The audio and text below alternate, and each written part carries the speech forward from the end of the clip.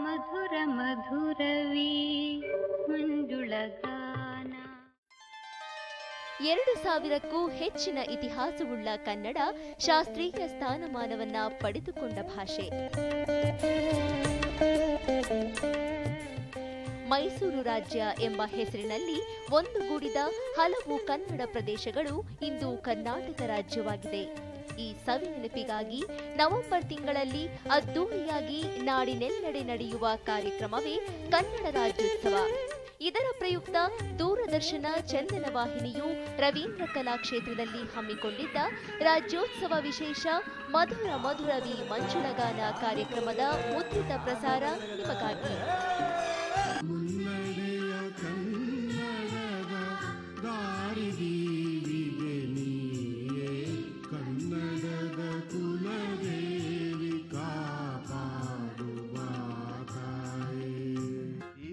ತೆನ್ನ ಮಣ್ಣು ಚಿನ್ನ ಎಲ್ಲೂ ನಾ ಕಾಣೆನಲ್ಲ, ಇಂಥ ಅಂದ ಇಂಥ ಚೆಂದ ನಮ್ಮ ನಾಡಿಗೆ ಸಾಟಿ ಇಲ್ಲ. ಇದೇ ನಾಡು ಇದೇ ಭಾಷೆ ಎಂದೆಂದು ನನ್ನದಾಗಿರಲಿ, ಎಲ್ಲೇ ಇರಲಿ ಹೇಗೆ ಇರಲಿ ಕನ್ನಡವೇ ನಮ್ಮ ಉಸಿರಲ್ಲಿ. ಇದೇ ನಾಡು ಇದೇ ಭಾಷೆ ಎಂದೆಂದು ನನ್ನದಾಗಿರಲಿ. ಆತ್ಮೀಯರೇ, ಬೆರಗುಗಣ್ಣಿನಿಂದ ಕಲಾ ಪ್ರತಿಭೆಯನ್ನು ನೋಡಿ ಆಸ್ವಾದಿಸುವ ಕಲಾ ವಿಮರ್ಶಕ, ನೂತನ ಪ್ರತಿಭೆಗಳನ್ನು ಪ್ರೋತ್ಸಾಹಿಸುವ ಕಲಾರಾಧಕ, ದೂರದರ್ಶನ ದಕ್ಷಿಣ ವಲಯದ ಹೆಚ್ಚುವರಿ ಮಹಾನಿರ್ದೇಶಕ ನಾಡೋಜ ಡಾಕ್ಟರ್ ಮಹೇಶ್ ಜೋಶಿ ಅವರಿಂದ ಇದೀಗ ಪ್ರಾಸ್ತಾವಿಕ ನುಡಿಗಳಿಗಾಗಿ ಕೋರಿಕೆ. ಆತ್ಮೀಯ ಕನ್ನಡಿಗರೇ, ನನ್ನ ಮಾತುಗಳನ್ನು ಪ್ರಾರಂಭ ಮಾಡೋಕ್ಕಿಂತ ಮುಂಚೆ ನಾನು ಹಾಕ್ಕೊಂಡಿರ್ತಕ್ಕಂತಹ ಈ ಕನ್ನಡದ ಧ್ವಜವನ್ನು ಪ್ರತಿದಿನವೂ ಸಹಿತ ತಪ್ಪದೆ ಮಧುರ ಮಧುರವಿ ಮಂಜುಳಗಾನ ಕಾರ್ಯಕ್ರಮವನ್ನು ನೋಡ್ತಕ್ಕಂಥ 94 ವರ್ಷದ ಅಜ್ಜಿ 2 ತಿಂಗಳು ಸತತವಾಗಿ ಇದನ್ನು ಹೆಣೆದು ನನಗೆ ಕೊಟ್ಟಿದ್ದಾರೆ. ಜೊತೆಗೆ ಇವತ್ತಿನ ದಿನ ಇದನ್ನು ನಾನು ಹಾಕ್ಕೊಳ್ಳೇಬೇಕು, ನೀವು ಪ್ರಸಾರ ಮಾಡ್ತಕ್ಕಂಥ ಕಾರ್ಯಕ್ರಮದಲ್ಲಿ ನೋಡಿ ಆಮೇಲೆ ನಿನಗೆ ಫೋನ್ ಮಾಡಿ ಹೇಳ್ತೀನಿ ಅಂತ ಹೇಳಿದ್ದಾರೆ. ಹಾಗಾಗಿ 94 ವರ್ಷದ ಅಜ್ಜಿಗೆ ಮೊಟ್ಟ ಮೊದಲನೇದಾಗಿ ತಲೆ ಬಾಗ್ತಾ ಕನ್ನಡ ಉಳಿತಾ ಇರ್ತಕ್ಕಂಥದ್ದು ಅಂತಹ ನಿಸ್ವಾರ್ಥ ಸೇವಕರಿಂದ ಅಂತಕ್ಕಂಥದ್ದು. ಎಲ್ಲ ಕನ್ನಡಮಯ ಮೃದು ಮನಸ್ಸಿಗಳಿಗೆ ಚಂದನದ ಪರಿಮಳಯುಕ್ತ ಕೈಗಳಿಂದ ಕೈ ಮುಗಿದು ಇದೇ ನಾಡು ಇದೇ ಭಾಷೆ ಎಂದೆಂದೂ ನಮ್ಮದಾಗಿರಲಿ ಎಂದು ಹೆಮ್ಮೆ ಪಡುತ್ತೇನೆ. ನಾನು ಮೊದಲೇ ಹೇಳಿದಂತೆ ಇದು ನಿಮ್ಮ ಮನೆಯ ಕಾರ್ಯಕ್ರಮ, ಕನ್ನಡದ ಕಾರ್ಯಕ್ರಮ. ಕನ್ನಡ ತಾಯಿ ಭುವನೇಶ್ವರಿಗೆ ಈ ಕನ್ನಡ ಮಂದಿರದಲ್ಲಿ ನಾನು ದೂರದರ್ಶನದ ಹೆಚ್ಚುವರಿ ಮಹಾನಿರ್ದೇಶಕ ಅನ್ನುವಂತಹ ಪಟ್ಟವನ್ನು ಅಲ್ಲಿಯೇ ಬಿಟ್ಟು ಕನ್ನಡ ಮಾತೆಯ ವಿನಮ್ರ ಸೇವಕನಾಗಿ ತಮ್ಮ ಮುಂದೆ ಬಂದು ನಿಂತಿದ್ದೇನೆ. ಕನ್ನಡಕ್ಕಾಗಿ ಕೈ ಎತ್ತು ಅದು ಕಲ್ಪವೃಕ್ಷವಾಗುತ್ತದೆ ಎಂಬ ರಾಷ್ಟ್ರಕವಿ ಕುವೆಂಪು ಅವರ ಮಾತಿನಂತೆ ಕನ್ನಡಕ್ಕಾಗಿ ಮಿಡಿಯುವ ಪ್ರತಿಯೊಂದು ಮನಸ್ಸು ಕಲ್ಪವೃಕ್ಷದಂತೆ. ಅಂತಹ ಎಲ್ಲ ಮನಸ್ಸುಗಳಿಗೆ ಮತ್ತೊಮ್ಮೆ ಕೃತಜ್ಞತಾ ಭಾವದಿಂದ ಕೈ ಮುಗಿಯುತ್ತೇನೆ. ಕನ್ನಡ ತಾಯಿಗೆ ಈಗ 60ರ ಹರೆಯ. ಹಲವಾರು ಸವಾಲುಗಳನ್ನು ಈ ತಾಯಿ ಎದುರಿಸಿದ್ದಾಳೆ.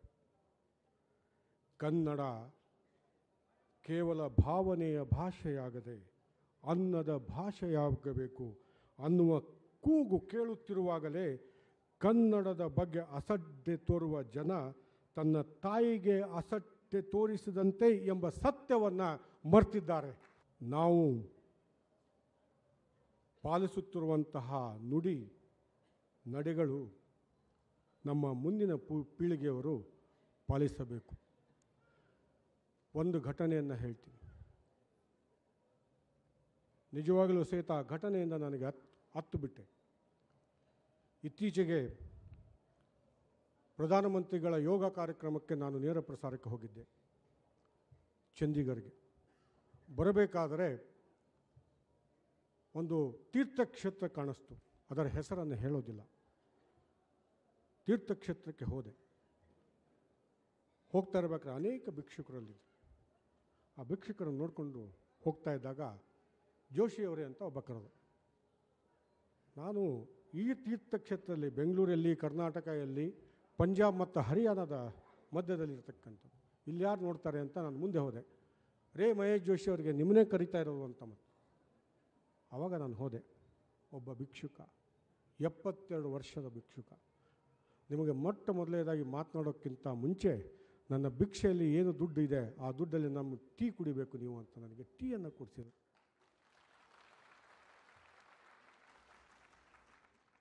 ಆಮೇಲೆ ಹೇಳಿದರು, ನಾನು ಕನ್ನಡದವನು,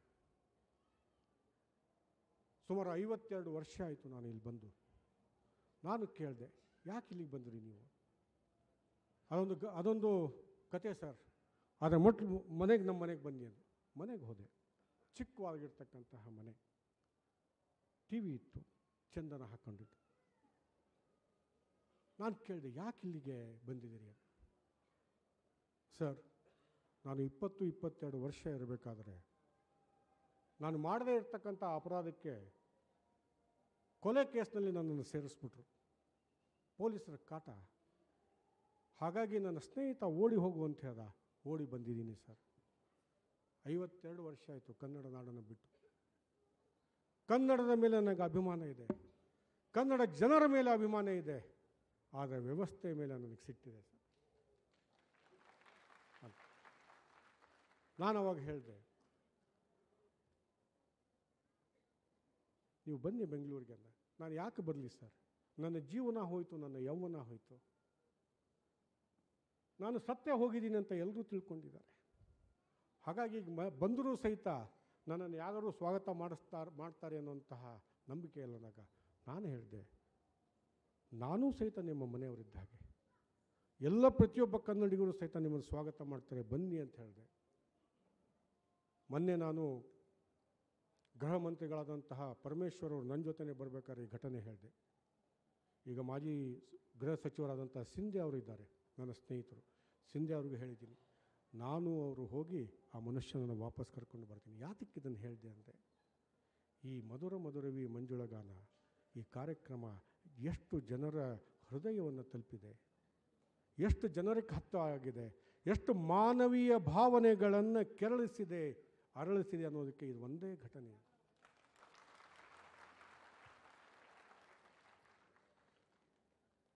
ಕನ್ನಡ ಹಂಚಿ ಹೋದಾಗ ಅನೇಕರು ತಮ್ಮ ಜೀವನವನ್ನು ಕೊಟ್ಟರು, ತನ್ನನ್ನು, ಮನಸ್ಸನ್ನು, ಮನೆಯನ್ನು ಸಹಿತ ಬಿಟ್ಬಿಟ್ಟು ಹೋದರು. ಒಂದೇ ಒಂದು ಘಟನೆ ಹೇಳ್ತೀನಿ. ಯಾತಕ್ಕೆ ಇದನ್ನು ಹೇಳ್ತೀನಿ ಅಂದರೆ, ಬರ್ಗೂರವರಿದ್ದಾರೆ, ಸಾಹಿತ್ಯ ಸಮ್ಮೇಳನದ ಅಧ್ಯಕ್ಷರಾಗ್ತಾಯಿದ್ದಾರೆ. ನಾವು ಇಂಥವ್ರನ್ನೆಲ್ಲರನ್ನೂ ನಾವು ಮರೆತು ಬಿಟ್ಟಿದ್ದೀವಿ ಅಂತಕ್ಕ. ಕರ್ನಾಟಕದ ಕಾದಂಬರಿ ಪಿತಾಮಹ ಅನ್ನಿಸ್ಕೊಂಡಂತಹ ಗಳಗನಾಥರು, ಹಾವೇರಿ ಜಿಲ್ಲೆ, ಮುಂಚೆ ಧಾರವಾಡ ಜಿಲ್ಲೆ, ಕಾದಂಬರಿಗಳನ್ನು ಬರೆದು ಏಕೀಕರಣದ ಜೊತೆಗೆ ಅವರು ಕನ್ನಡದ ಸೇವೆಯನ್ನು ಹೆಗಲ ಮೇಲೆ ಪುಸ್ತಕವನ್ನು ಇಟ್ಕೊಂಡು ಹಳ್ಳಿಗೆ ಹೋಗಿ ಮಾರಾಟ ಮಾಡ್ತಾರೆ. ಅವರ ಆ ಪುಸ್ತಕದ ಭಾರ ಎಷ್ಟಾಗಿತ್ತು ಅಂತಂದರೆ, ನಮ್ಮ ಉತ್ತರ ಕರ್ನಾಟಕದಲ್ಲಿ ಹೇಳ್ತೀವಿ ದಡ್ಡು ಬಿದ್ದುಬಿಟ್ಟಿತ್ತು ಅಂತ. ನೀವು ದಬ್ಬಣ ಅಥವಾ ಸೂಜಿ ಹಾಕಿದ್ರು ಸಹಿತ ಅಲ್ಲಿ ಸ್ಪರ್ಶ ಗೊತ್ತಾಗ್ತಾ ಇರಲಿಲ್ಲ. ಅಂತಹ ಗಳಗನಾಥರು ಸತ್ತಾಗ ಅವರನ್ನು ನೋಡ್ಕೊಳ್ಳೋದಕ್ಕೆ ಯಾರೂ ಇರಲಿಲ್ಲ. ಅವರ ಮಗ ಗಳಗನಾಥರ ಪುಸ್ತಕವನ್ನು ಮಾರಿ ಅಂತಿಮ ಕ್ರಿಯೆಯನ್ನು ಮಾಡಿದರು ಅಂತಕ್ಕಂಥದ್ದನ್ನು ಇವತ್ತು ಬಹಳ ಬೇಸರದಿಂದ, ದುಃಖದಿಂದ ಹೇಳ್ತಾ ಇದ್ದಾರೆ. ಇವತ್ತು ಅಂತಹ ಕನ್ನಡದ ಸೇವಕರಿಂದ ಇವತ್ತು ಕನ್ನಡ ಉಳಿದಿದೆ, ಕನ್ನಡ ಬೆಳೆದಿದೆ, ಕನ್ನಡ ಬದುಕಿದೆ. ಇಂದು ಇಂಗ್ಲೀಷಿನ ವ್ಯಾಮೋಹದಲ್ಲಿದ್ದೀವಿ ನಾವು. ಇಂಗ್ಲೀಷ್ ಭಾಷೆ ಇನ್ನೂ ಅಂಬೆಗಾಲಿಡುವುದನ್ನು ಕಲಿಯೋಕ್ಕಿಂತ ಮುಂಚೆ ತನ್ನ ತೊಟ್ಟಿಲಲ್ಲಿ ಇದ್ದಾಗಲೇ ಬೃಹತ್ ಪರಂಪರೆಯನ್ನು ಹೊಂದಿರತಕ್ಕಂತಹ ಭಾಷೆ ಕನ್ನಡ. ಕನ್ನಡ ಕನ್ನಡ ಕನ್ನಡ ಜ್ಞಾನಪೀಠ ಪ್ರಶಸ್ತಿಗಳ ಸುರಿಮಳೆ, ಕುವೆಂಪು ಅವರು ಮಾಡಿದ ರಾಮಾಯಣ ದರ್ಶನ, ಬೇಂದ್ರೆಯವರು ಬೆಂದು ತೋರಿದಂತಹ 4 ತಂತಿಯ ಲೀಲೆ, ಕಾರಂತರು ಕಂಡ ಮೂಕಜ್ಜಿಯ ಕನಸು ಜೀವನ ದರ್ಶನ, ಮಾಸ್ತಿ ಕನ್ನಡಕ್ಕೆ ಕೊಟ್ಟ ಆಸ್ತಿ, ಗೋಕಾಕರ ಭಾರತದ ಸಿಂಧೂ ರಶ್ಮಿಯ ಕಿರಣ, ಕಾರ್ನಾಡರ ತಗಲ ನಂತರ ನಾಟಕಗಳ ಅರಿತ, ಯು ಆರ್ ಅನಂತಮೂರ್ತಿಗಳ ಸಮಗ್ರ ಸಾಹಿತ್ಯ ಸುದೆಯ ಭಾರತೀಪುರ, ಕಂಬಾರರ ಶಿವಪುರದ ಸೆಳೆತ, ಇವುಗಳನ್ನೆಲ್ಲ ಅನುಭವಿಸಿದಂತಹ ಸೌಭಾಗ್ಯ ಕನ್ನಡಿಗರ ಪಾಲಿಗೆ. ಇಷ್ಟೆಲ್ಲ ಇದ್ದರೂ ಸಹಿತ ನಮಗೆ ಭೌಗೋಳಿಕವಾದಂತಹ ಸಂಪತ್ತಿದೆ, ಆಧ್ಯಾತ್ಮಿಕವಾದಂತಹ ಸಂಪತ್ತಿದೆ. ಮಾನ್ಯ ಪಾಂಡ ಅವರು ಇಲ್ಲೇ ಇದ್ದಾರೆ. ನನಗನ್ಸೋ ಮಟ್ಟಿಗೆ ಕುಂಟಿ ಅವರು ಅವ್ರಿಗೆ ಇಂಗ್ಲೀಷ್ನಲ್ಲಿ ಹೇಳ್ತಾರೆ ಅಂತಕ್ಕಂಥದ್ದು. ಹಿಂದೂ ಪರಂಪರೆಯಲ್ಲಿ 3 ಸಿದ್ಧಾಂತಗಳು ತ್ರಿವೇಣಿ ಸಂಗಮವಾಗಿರ್ತಕ್ಕಂತಹದ್ದು ಕರ್ನಾಟಕದಲ್ಲಿ ಮಾತ್ರ. ದ್ವೈತ, ಅದ್ವೈತ ಮತ್ತು ವಿಶಿಷ್ಟಾದ್ವೈತ. ಕರ್ನಾಟಕ ಮತ್ತು ಹಿಂದೂಸ್ತಾನಿ ಸಂಗೀತಗಳ ಮಿಲನ ಆಗಿರ್ತಕ್ಕಂಥದ್ದು ಕರ್ನಾಟಕದಲ್ಲಿ ಮಾತ್ರ. ಎಲ್ಲಕ್ಕಿಂತ ಹೆಚ್ಚಿನದಾಗಿ ನಾನು ಯಾವಾಗಲೂ ಹೇಳ್ತಾ ಇರ್ತೇನೆ, ಕೊಯ್ಲುಗಳ ನಾರಾಯಣರಾರು ಹೇಳ್ತಾರೆ, ಆ ಜಲದಿಯೇನೆ ಜಿಗಿದ ಹನುಮನುದಿಸಿದ ನಾಡು. ಹನುಮ, ನಮ್ಮ ಹನುಮ, ಕನ್ನಡದ ಹನುಮ. ಯಾಕಂದರೆ ಹುಟ್ಟಿರ್ತಕ್ಕಂಥದ್ದು ಕಿಷ್ಕಿಂಧೆಯಲ್ಲಿ, ಕಿಷ್ಕಿಂಧೆ ಇರ್ತಕ್ಕಂಥದ್ದು ಇವತ್ತು ನಮ್ಮ ಹಂಪಿಯಲ್ಲಿ. ಯಾವಾಗ ನಮ್ಮ ಹನುಮ ಚಿರಂಜೀವಿ, ಕನ್ನಡದ ಭಾಷೆಯು ಚಿರಂಜೀವಿ ಅಂತಕ್ಕಂಥದ್ದು. ಇಂತಹ ಭಾಷೆ ಇದೆ, ಇಂತಹ ಭಾಷೆ ಸಂಪತ್ತಿದೆ, ಎಲ್ಲವೂ ಇದೆ. ನಮಗೆ ಎಲ್ಲೋ ಒಂದು ಕಡೆ ಸ್ವಾಭಿಮಾನ ಇಲ್ಲ ಅಂತಕ್ಕಂಥ ಸ್ವಾಭಿಮಾನದ ಕೊರತೆ ಇದೆ. ಈ ಸ್ವಾಭಿಮಾನದ ಕೊರತೆಯನ್ನು ನೀಗಿಸಲಿಕ್ಕೋಸ್ಕರವಾಗಿ ನಾವು ಮಾಡ್ತಕ್ಕಂತಹ ಕಾರ್ಯಕ್ರಮ ಮಧುರ ಮಧುರವಿ ಮಂಜುಳಗಾನ. ಕನ್ನಡದ ಬಗ್ಗೆ, ನಮ್ಮ ಸಂಸ್ಕೃತಿಯ ಬಗ್ಗೆ, ನಮ್ಮ ಆಚಾರ ವಿಚಾರಗಳ ಬಗ್ಗೆ, ನಡೆ ನುಡಿಗಳ ಬಗ್ಗೆ, ನೆಲದ ಜಲದ ಬಗ್ಗೆ ಸ್ವಾಭಿಮಾನವನ್ನು ಮೂಡಿಸ್ತಕ್ಕಂತಹ ಕಾರ್ಯಕ್ರಮ ಅಂದರೆ ಮಧುರ ಮಧುರವಿ ಮಂಜುಳಗಾನ ಕಾರ್ಯಕ್ರಮ. ಈ ನಮ್ಮ ಆಶಯಕ್ಕೆ, ಈ ಸಮಾರಂಭವನ್ನು ಅರ್ಥಪೂರ್ಣಗೊಳಿಸಿದಂತಹ ಅತ್ಯಂತ ಹಿರಿಯ ಸಾಹಿತಿಗಳು, ಚಿಂತಕರು ಹಾಗೂ ಬರುವ ತಿಂಗಳು ರಾಯಚೂರಿನಲ್ಲಿ ನಡೆಯುವಂತಹ 82ನೆಯ ಅಖಿಲ ಭಾರತ ಕನ್ನಡ ಸಾಹಿತ್ಯ ಸಮ್ಮೇಳನದ ನಿಯೋಜಿತ ಅಧ್ಯಕ್ಷರಾದಂತಹ ನಾಡೋಜ ಡಾಕ್ಟರ್ ಬರಗೂರು ರಾಮಚಂದ್ರಪ್ಪ ಅವರಿಗೆ ನಮ್ಮ ಅಭಿನಂದನೆಗಳು, ಹಾಗೆ ಸ್ವಾಗತ. ಮಾಜಿ ಸಚಿವರು, ಗೃಹ ಸಚಿವರು, ಕನ್ನಡ ಪರ ಚಿಂತಕರು, ರಾಜಕೀಯ ಮುಖಂಡರು, ನನ್ನ ಆತ್ಮೀಯ ಸ್ನೇಹಿತರಾದಂತಹ PGR ಸಿಂಧ್ಯಾ ಅವರಿಗೆ ಗೌರವದ ಸ್ವಾಗತ. ಸುಮಾರು 500 ಮೀಟರಷ್ಟು ಕನ್ನಡದ ಬಾವುಟವನ್ನು ನಿರ್ಮಿಸಿ ಅರ್ಹರಿಗೆ ಪ್ರತಿ ವರ್ಷ ಸಾಹಿತ್ಯ ಪ್ರಶಸ್ತಿಯನ್ನು ನೀಡಿ ಗೌರವಿಸುತ್ತಾ ತಮ್ಮ DS ಮ್ಯಾಕ್ಸ್ ಕಂಪನಿಯಲ್ಲಿ ಅತಿ ಹೆಚ್ಚು ಉದ್ಯೋಗವನ್ನು ಕಲ್ಪಿಸಿ ಕನ್ನಡವನ್ನು ಅನ್ನದ ಭಾಷೆಯನ್ನಾಗಿ ಮಾಡಲು ಶ್ರಮಿಸ್ತಕ್ಕಂತಹ ಯುವಕರಾಗಿರ್ತಕ್ಕಂತಹ DX ಮ್ಯಾಕ್ಸ್ನ ಕಾರ್ಯವಾರ ನಿರ್ದೇಶಕರಾದಂತಹ ದಯಾನಂದ ಅವರಿಗೆ ಸ್ವಾಗತ. ಕನ್ನಡದ ಪ್ರೊಫೆಸರ್ ಹಾಗೆ ಕನ್ನಡದ ಸರ್ಜನರಾಗಿರ್ತಕ್ಕಂತಹ ಗಿರೀಶ್ ರಾವ್ ಅವರಿಗೆ ಸ್ವಾಗತ. ಈ ಕಾರ್ಯಕ್ರಮಕ್ಕೆ ವಿಶೇಷ ಅತಿಥಿಯಾಗಿದೆ, ಹೊರ ರಾಜ್ಯದಿಂದ ಬಂದಿದ್ದರೂ ಸಹಿತ ನಮ್ಮವರೇ ಅನ್ನಿಸ್ತಕ್ಕಂತಹ ಸುಭಾಷ್ ಚಂದ್ರ ಕುಂಟಿ ಅವರು, ಮುಖ್ಯ ಕಾರ್ಯದರ್ಶಿಗಳು. ಸರಳಿಕೆ, ಸಜ್ಜನಿಕೆ, ಪ್ರಾಮಾಣಿಕತೆ ಏನಾದರೂ ಹೆಸರಿದ್ದರೆ ಅದು ನಮ್ಮ ಸುಭಾಷ್ ಚಂದ್ರ ಕುಂಟಿ ಅವರು. ಸುಭಾಷ್ ಚಂದ್ರ ಕುಂಟಿ ಅವರಿಗೆ ಗೌರವದ ಸ್ವಾಗತ. ನಾನು ಹೇಳಿದೆ, ನಮ್ಮ ಸಂಸ್ಕೃತಿ ನಿಂತಿರೋದೇ ಆಧ್ಯಾತ್ಮದ ತಳಹದಿಯ ಮೇಲೆ. ಆಧ್ಯಾತ್ಮವನ್ನು ಜೀವನದಲ್ಲಿ ಅಳವಡಿಸಿಕೊಂಡಿರ್ತಕ್ಕಂತಹ ವ್ಯಕ್ತಿ ಅಂದರೆ ನಮ್ಮ ಸುರೇಶ್ ಪಾಂಡ ಅವರು. ಅವರೂ ಸಹಿತ ಈ ಕಾರ್ಯಕ್ರಮಕ್ಕೆ ಬಂದಿದ್ದಾರೆ, ಅವರಿಗೂ ಗೌರವದ ಸ್ವಾಗತ. ಮಾಧ್ಯಮದ ಮಿತ್ರರಿಗೆ, ಈ ಯಶಸ್ಸಿಗೆ ದುಡಿದಂತಹ ಎಲ್ಲ ಸಿಬ್ಬಂದಿಯವರಿಗೆ ಮತ್ತು ಅವರ ಕುಟುಂಬದವರಿಗೆ ನಮ್ಮ ಹೃತ್ಪೂರ್ವಕವಾದಂತಹ ಸ್ವಾಗತ. ಇನ್ನು ಕೆಲವು ಭಾವನಾತ್ಮಕವಾದಂತಹ ಮಾತನ್ನು ಹೇಳಿ ನನ್ನ ಮಾತನ್ನು ಮುಗಿಸ್ತೇನೆ. 2005ರಲ್ಲಿ ಬೆಂಗಳೂರು ದೂರದರ್ಶನದ ನಿರ್ದೇಶಕರ ಹುದ್ದೆಯನ್ನು ಸ್ವೀಕರಿಸಿ ನಂತರ ಈಗ ನಿರ್ವಹಿಸುತ್ತಿರುವಂತಹ ಹೆಚ್ಚುವರಿ ಮಹಾನಿರ್ದೇಶಕ ಹುದ್ದೆಯ ಜವಾಬ್ದಾರಿಯನ್ನು ಬಹಳ ನಿಷ್ಠೆಯಿಂದ, ಪ್ರಾಮಾಣಿಕತೆಯಿಂದ, ನಮ್ರತೆಯಿಂದ, ಎಲ್ಲಕ್ಕಿಂತ ಹೆಚ್ಚಾಗಿ ಕನ್ನಡಿಗ, ಕನ್ನಡಿಗರನ್ನು ಪ್ರತಿನಿಧಿಸ್ತೀನಿ ಅನ್ನುವಂತಹ ಶಿಸ್ತಿನಿಂದ ಕನ್ನಡದ ಸೇವೆಯನ್ನು ನನ್ನ ಸಾಮರ್ಥ್ಯಕ್ಕೆ ಮೀರಿ ಮಾಡಿದ್ದೀನಿ. ಇಂತಹ ಸಂತೃಪ್ತಿ ನನಗಿದೆ. ದೂರದರ್ಶನದ ಹೆಚ್ಚುವರಿ ಮಹಾನಿರ್ದೇಶಕ ಅನ್ನುವಂತಹ ಪದವಿಯನ್ನು ಪಡೆದಂತಹ ಮೊದಲನೆಯ ಕನ್ನಡಿಗ ಅನ್ನುವಂತಹ ಹೆಮ್ಮೆ ಸಹಿತ ನನಗಿದೆ. ಜೊತೆಗೆ ವಿದ್ಯುನ್ಮಾನ ಕ್ಷೇತ್ರದಲ್ಲಿ ಗೌರವ ಡಾಕ್ಟರೇಟ್ ಪಡೆದ ಹಾಗೂ ನಾಡೋಜ ಪ್ರಶಸ್ತಿ ಪುರಸ್ಕೃತರ ಮೊದಲನೆಯವನು ಎಂಬ ಗೌರವ ನನಗೆ ದೊರೆತಿದ್ದು ತಮ್ಮೆಲ್ಲರ ಆಶೀರ್ವಾದದಿಂದ. ಆತ್ಮೀಯರೇ, ಇಂದಿನ ಈ ರಾಜ್ಯೋತ್ಸವ ಕಾರ್ಯಕ್ರಮವೇ ಬಹುಶಃ ದೂರದರ್ಶನದ ಹೆಚ್ಚುವರಿ ಮಹಾನಿರ್ದೇಶಕರಾಗಿ ದೂರದರ್ಶನ ಕೇಂದ್ರ ಬೆಂಗಳೂರು ಏರ್ಪಡಿಸುವ ನನ್ನ ಕಡೆಯ ರಾಜ್ಯೋತ್ಸವದ ಕಾರ್ಯಕ್ರಮವಾಗಬಹುದು. ಕಾರಣ, ಮುಂದಿನ ಜೂನ್ನಲ್ಲಿ ನಾನು ದೂರದರ್ಶನದಿಂದ ನಿವೃತ್ತಿಯನ್ನು ಪಡಿತಾ ಇದ್ದೀನಿ. ಇಂದು ನನ್ನನ್ನು ಅರಸಿ ಬಂದಂತಹ ಎಲ್ಲ ಬಡ್ತಿಗಳು, ಗೌರವಗಳು, ನಾಡೋಜ, ರಾಜ್ಯೋತ್ಸವ ಪ್ರಶಸ್ತಿ, ಗೌರವ ಡಾಕ್ಟರೇಟ್ ಸೇರಿದಂತೆ ಬಂದಂತಹ ನೂರಾರು ಸನ್ಮಾನಗಳು ನನಗೆ ಲಭಿಸಲು ಮೂಲ ಕಾರಣ ದೂರದರ್ಶನ ಹಾಗೂ ಅದರ ಅಸಂಖ್ಯಾತವಾದಂತಹ ವೀಕ್ಷಕರು ತಾವು, ನನ್ನ ಆತ್ಮೀಯ ಮಿತ್ರರು. ನನ್ನನ್ನು ಕೈ ಹಿಡಿದು ಇಲ್ಲಿಯ ತನಕ ಕರೆದಂತಹ ಎಲ್ಲ ಕನ್ನಡ ಆತ್ಮೀಯರಿಗೆ ನಾನು ಸದಾ ಚಿರಋಣಿ. ಈ ಕನ್ನಡದ ಅಕ್ಷರಮಾಲೆಯನ್ನು ಕಲಿಸಿದಂತಹ ನನ್ನ ತಾಯಿ ಮೊದಲ ಗುರುವಾದರೆ, ಕಲಿಸಿದಂತಹ ಎಲ್ಲ ಗುರುಗಳನ್ನು ಭಕ್ತಿಯಿಂದ ನೆನೆದು ಏರಿಸಿ ಹಾರಿಸಿ ಕನ್ನಡದ ಬಾವುಟ ಎಂದು ಬೆನ್ನು ತಟ್ಟಿ ಬಾರಿಸು ಕನ್ನಡದ ದಿಂಡಿಮವ ಎಂದು ಹುರಿದುಂಬಿಸಿ ಈ ಕನ್ನಡದ ಮಣ್ಣನ್ನು ಮರಿಬೇಡ ಅಭಿಮಾನಿ ಎಂದು ಎಚ್ಚರಿಸಿ ಎಂತಹ ಸೌಂದರ್ಯ ನೋಡು ನಮ್ಮ ಕರುನಾಡ ಬೀಡು ಎಂದು ತಿಳಿಸಿದಂತಹ ಎಲ್ಲ ಸಾಹಿತಿಗಳಿಗೆ, ಕಲಾವಿದರಿಗೆ, ಕನ್ನಡದ ಸಂಘಟನೆಗಳಿಗೆ, ಕನ್ನಡದ ಹೋರಾಟಗಾರರಿಗೆ ಸದಾ ನಾನು ಕೃತಜ್ಞನಾಗಿದ್ದೀನಿ. ಹುಟ್ಟಿದರೆ ಕನ್ನಡ ನಾಡಲ್ಲಿ ಹುಟ್ಟಬೇಕು, ಮೆಟ್ಟಿದರೆ ಕನ್ನಡ ಮಣ್ಣ ಮೆಟ್ಟಬೇಕು ಎಂಬ ಅಣ್ಣವರ ಹಾಡು ನನ್ನ ಎದೆಯ ಹಾಡಾಗಿರುತ್ತೆ.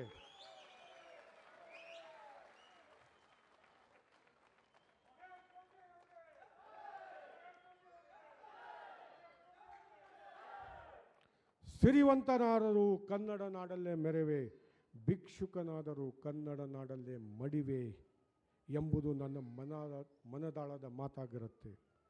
ಮತ್ತೊಮ್ಮೆ ನೀವು ನನಗೆ ನೀಡಿದ ಸಹಕಾರಕ್ಕೆ, ಭೊಗಸೆ ತುಂಬಿದ ಅಂತಃಕರಣದ ಪ್ರೀತಿಗೆ, ದೂರದರ್ಶನದ ನಿರಂತರ ಪಯಣದಲ್ಲಿ ನನ್ನ ಜೊತೆ ಸಹ ಪ್ರಯಾಣಿಕರಾಗಿ ಹೆಜ್ಜೆ ಹಾಕಿದ್ದಕ್ಕೆ ತಮಗೆ ಕೋಟಿ ಕೋಟಿ ನಮನಗಳು. ದೂರದರ್ಶನದಿಂದ ಹೊರಬಂದರೂ ನಾನು ಒಬ್ಬ ಕನ್ನಡದ ಸೇವಕನಾಗಿ ನಿಮ್ಮ ಜೊತೆ ಎಲ್ಲ ಹಂತದಲ್ಲಿ, ಎಲ್ಲ ಹವಾಮಾನದಲ್ಲಿ ಇರುವೆ. ತಮಗೆ ಗೊತ್ತಿರಬಹುದು, ಕರ್ನಾಟಕದ ಮೊಟ್ಟ ಮೊದಲನೆಯ ಮಹಮ್ಮದೀಯ, ಕರ್ನಾಟಕದ ಕಬೀರ, ಸಂತ ಶಿಶುನಾಳ ಶರೀಫರ ಗುರುಗಳು ಕಳಸದ ಗುರು ಗೋವಿಂದ ಭಟ್ರು ನನ್ನ ಮುತ್ತಜ್ಜ ಅಂತಕ್ಕಂಥದ್ದು, ನಾನು ಅವರ ಮರಿಮೊಮ್ಮಗ ಅಂತಕ್ಕಂಥದ್ದು. ಇಂತಹ ಕನ್ನಡದ ಹಿನ್ನೆಲೆಯಿಂದ ಬಂದಿರತಕ್ಕಂಥ ನಾನು ಕನ್ನಡಿಗನು, ತಾವು ಕನ್ನಡಿಗರು, ನಾವು ನೀವು ಜೊತೆಗೆ ಮುಂದಿನ ಜೀವನದಲ್ಲಿ ಕನ್ನಡಕ್ಕಾಗಿ ಹೋರಾಟ ಇದ್ದರೆ ನಿಮ್ಮ ಜೊತೆಗೆ ಹೋರಾಟದಲ್ಲಿ ಹೋರಾಟಗಾರನಾಗಿ, ಸೇವೆಯಲ್ಲಿ ಸೇವಕನಾಗಿ ತಮ್ಮ ಜೊತೆ ಇರ್ತೀನಿ, ತಾವು ನಮ್ಮ ಜೊತೆ ಇರ್ತೀರ ಅನ್ನುವಂತಹ ಭರವಸೆ, ನಂಬಿಕೆಯಿಂದ ನನ್ನ ಮಾತನ್ನು ಮುಗಿಸ್ತೀನಿ. ವಿಶಿಷ್ಟ ಕಾರ್ಯಕ್ರಮ ಮಧುರ ಮಧುರವಿ ಮಂಜುಳಗಾನದ ವೈಶಿಷ್ಟ್ಯತೆಯನ್ನು ವಿಶಿಷ್ಟ ರೀತಿಯಲ್ಲಿ ನಿರೂಪಿಸಿದಂತಹ ನಾಡೋಜ ಡಾಕ್ಟರ್ ಮಹೇಶ್ ಜೋಶಿ ಅವರಿಗೆ ಧನ್ಯವಾದಗಳು. ಈ ಸಂದರ್ಭದಲ್ಲಿ ಮತ್ತೊಂದನ್ನು ತಮ್ಮೊಂದಿಗೆ ಹಂಚಿಕೊಳ್ಳಕ್ಕೆ ಇಷ್ಟಪಡ್ತಾ ಇದ್ದೇನೆ. ಕೇವಲ ಕಾರ್ಯಾತ್ಮಕವಾಗಿ ತಾವು ದೂರದರ್ಶನದಿಂದ ನಿವೃತ್ತಿ ಹೊಂದಿದರೂ ಸಹ ತಾವು ನೆಟ್ಟಂತಹ ಜನಪ್ರಿಯ ಕಾರ್ಯಕ್ರಮಗಳು ಹೆಮ್ಮರವಾಗಿ ಕನ್ನಡಿಗರ ಮನಸ್ಸಿಗೆ ಎಂದೂ ನೆಳಲನ್ನು ನೀಡುತ್ತೆ ಅಂತಕ್ಕಂತಹ ಭಾವನೆ ನಮ್ಮೆಲ್ಲರಲ್ಲೂ ಶಾಶ್ವತವಾಗಿದೆ. ಅದಕ್ಕಾಗಿ ತಮಗೆ ಧನ್ಯವಾದಗಳು. ಆತ್ಮೀಯರೇ, ಮುಂದಿನ ಕಾರ್ಯಕ್ರಮದ ನಿರೂಪಣೆಗಾಗಿ ಶ್ರೀಯುತ ಸಾರ್ಥಪಳ್ಳಿ ನಾರಾಯಣ ಸ್ವಾಮಿಯವರು ನಿಮ್ಮೊಂದಿಗೆ. ಎಲ್ಲರಿಗೂ ನಮಸ್ಕಾರ. ನಮ್ಮ ಕನ್ನಡ ಚಿತ್ರರಂಗದಲ್ಲಿ ಬಹಳಷ್ಟು ಹಿರಿಯ ಕಾದಂಬರಿಕಾರರ ಕಾದಂಬರಿಗಳು ಚಲನಚಿತ್ರವಾಗಿದೆ. ನಮ್ಮ ಇವತ್ತಿನ ಕಾರ್ಯಕ್ರಮದ ಕೇಂದ್ರ ಬಿಂದುವಾಗಿರ್ತಕ್ಕಂಥ ಡಾಕ್ಟರ್ ಬರಗೂರು ರಾಮಚಂದ್ರಪ್ಪನವರ ಕಾದಂಬರಿಗಳು ಕೂಡ ಚಲನಚಿತ್ರಗಳಾಗಿದೆ. ತರಾಸು ಅವರ 3 ಕಾದಂಬರಿಗಳನ್ನು ತೆಗೆದುಕೊಂಡು ಆಕಸ್ಮಿಕ, ಅಪರಾಧಿ ಮತ್ತು ಪರಿಣಾಮ ಈ 3 ಕಾದಂಬರಿಗಳನ್ನು ತೆಗೆದುಕೊಂಡು ಆಕಸ್ಮಿಕ ಅಂತಕ್ಕಂಥ ಒಂದು ಚಲನಚಿತ್ರವನ್ನು TS ನಾಗಾಭರಣ ಅವರು 1993ರಲ್ಲಿ ನಿರ್ದೇಶನ ಮಾಡ್ತಾರೆ. ಹಂಸಲೇಖ ಅವರ ಸಂಗೀತ ಮತ್ತು ಸಾಹಿತ್ಯ ಈ ಚಿತ್ರಕ್ಕಿತ್ತು. ಈ ಚಿತ್ರದ ಒಂದು ಹಾಡು ಹುಟ್ಟಿದರೆ ಕನ್ನಡ ನಾಡಲ್ಲಿ ಹುಟ್ಟಬೇಕು ಅಂತಕ್ಕಂಥ ಒಂದು ಹಾಡನ್ನು ತಮ್ಮ ಅಭಿನಯಕ್ಕಾಗಿ ಸ್ವಯಂ ರಾಜ್ಕುಮಾರ್ ಅವರೇ ಹಾಡಿದ್ದಾರೆ. ಅದನ್ನು ನಿಮ್ಮ ಮುಂದೆ ಈಗ ಜೂನಿಯರ್ ರಾಜ್ಕುಮಾರ್, ಅಶೋಕ್ ಬಸ್ತಿ ಅವರು ಈ ಹಾಡನ್ನು ತಮ್ಮ ಅಭಿನಯದ ಮೂಲಕ ನಿಮ್ಮ ಮುಂದೆ ಪ್ರದರ್ಶನ ಮಾಡ್ತಾ ಇದ್ದಾರೆ. ಅಶೋಕ್ ಬಸ್ತಿ, ಜೂನಿಯರ್ ರಾಜ್ಕುಮಾರ್.